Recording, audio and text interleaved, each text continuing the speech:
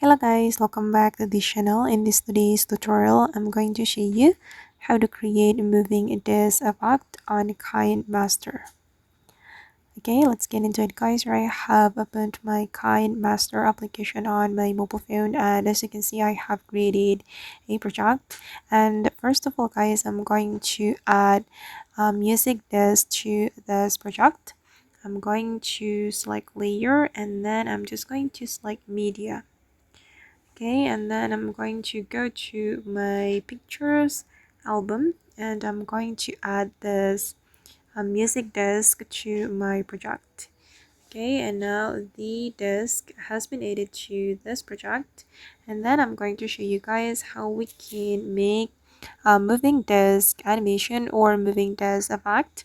I'm going to create like rotation effect for this disk. If we want to do that, we can use keyframe. I'm just going to click on the keyframe. Wait, okay, this one. This is how the keyframe symbol looks like, and I'm going to use it. Okay, I'm just going to create rotate effect like this. Click on the keyframe, then I'm going to rotate it again, and rotate it, and rotate it. Okay. Okay, and the last one. Okay, and now it's done guys, and I'm going to play the video to show you the final result. Okay, as you can see guys, that the disk is moving,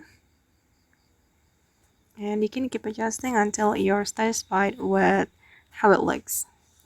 Okay guys, and that's all the way to create moving disk on Kinemaster. I hope this tutorial will be useful for you. Thank you so much for watching, and bye.